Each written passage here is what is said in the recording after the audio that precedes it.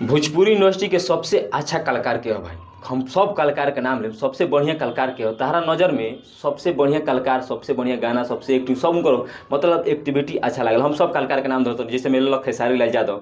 खेसारी लाल यादव को भैया गाना 200 मिलियन, 500 मिलियन, 600 मिलियन, 700 मिलियन गई बा।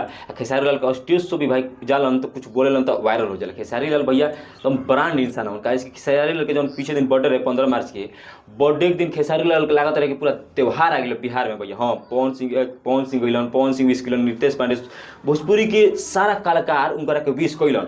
तो लेकिन हम भैया ई पूछत तनी खेसारी लाल के मतलब ई जौन एक्टिविटी बाटे बहुत बहुत आदमी पसंद करत रहे, लेकिन बात कल पावर स्टार पवन सिंह भैया। पवन सिंह के जौन गाना गा देवलन भैया सीधे हे में धसेला।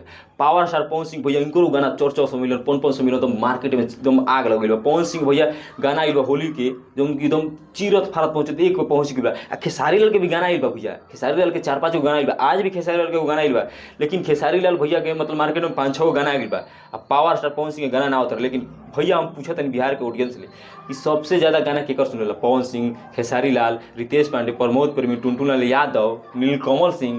ये तोहरा नज़र में सबसे बेस्ट कलाकार के बा? मतलब भोजपुरी इंडस्ट्री में हमेशा बाजे वाला, हमेशा मतलब कि हर एक घर में पर्व त्यौहार हो जाओ कोनो चीज़ भी तो बाजे लगाना सब कलाकार के। लेकिन हमेशा 2 तो कलाकार 3 हमारा भैया नज़र में बाड़न, लेकिन हम नाम ना धरम। नाम का धरे के बा? ई तू लोग भैया कमेंट में बतिया लो कि सबसे बेस्ट एक्टिंग, सबसे बेस्ट एक्टर, सबसे बेस्ट एकदम गायक के भैया करेला एकदम जचेला। कैसे कि खेसारी लाल के जो फिल्म आई बा भैया मार्केट में वैसे फिल्म ना बन रहे। खेसारी लाल भाई एकदम खेसारी भैया उदास भइल बड़न, कैसे कि इनकर 22 तारीख के फिल्म रिलीज होके वाला रहे भैया। कुछ मतलब इनकरा में पाबंदी लाग गई बा, इनकर सेंसर बोर्ड तक फिल्म पास कर दिले बा, लेकिन ओकर जो चेयरमैन बाड़न मतलब दिक्कत कर दिले बड़न। खेसारी लाल यादव अपन फैन से गुहार लगेले बड़न कि हमारे भैया फिल्म आप लोग कोशिश कीजिए, फैन जब चाहिए तो कुछ करवा सकलन।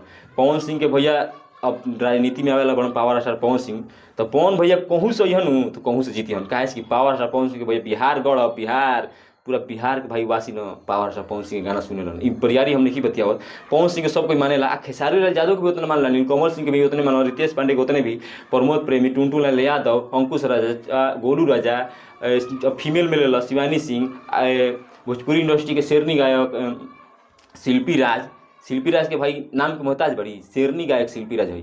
और भैया इतना हम सब कलाकार के नाम धो देनी, और जो कलाकार बहुत छूट गई बड़न, लेकिन तो हम लोग को जरूर बतावे के बा कि सबसे बेस्ट कलाकार के बा। भैया मार्केट में सब कोई के होली गाना आइल बा, टांका बाजाता, तो एक बार बतावा जा कि एक गाना ब्लास्ट हुई मार्केट में। पवन सिंह के गाना आइल तो हम लगा था कि सब कोई अगले बगल हो गई, साइड हो गई। कैसे कि पवन सिंह आवेलन लेट, अब जब चीरत फारत पहुँचे नहीं ब्रांड भाई ब्रांड तन मनी देखे का तर सही के पड़ी। पावर स्टार पवन सिंह गाना ना होता है, लेकिन गाना आइल बा लेट, मार्केट में हो गई बा हिट।